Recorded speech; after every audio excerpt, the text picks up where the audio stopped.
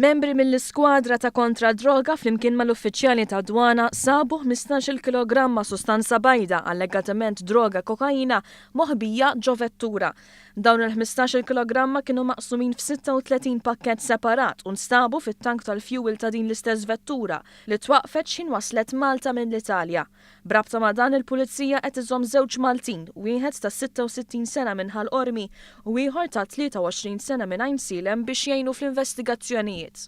Id-Direttur Ġenerali tad-Dipartiment ta' Dwana Joseph Katkuti spjega li proċess ta' dan it-tip mill-ħaddiema ta' dwana huwa wieħed li jsir regolari iżda mhux dejjem ikun hemm sejba bħal dik ta' 2 bil-lejl. Uffiċjali ta' dwana għamlu użu effettiv minn apparat speċjali li għadu kemm beda jintuża u li huwa ta' siwi kbir kemm għat-tfittxijiet u kif ukoll għal aktar investigazzjoni. Ovvjament dan ix-xogħol id-dwana u meqjus minna bħala importanti ħafna għal protezzjoni tal-pubbliku kontra attivitajiet li jagħmlu ħsara. Intant l-investigazzjonijiet mill-Pulizija dwar dan il-każ għadhom għaddejjin flimkien ma' inkjesta maġisterjali.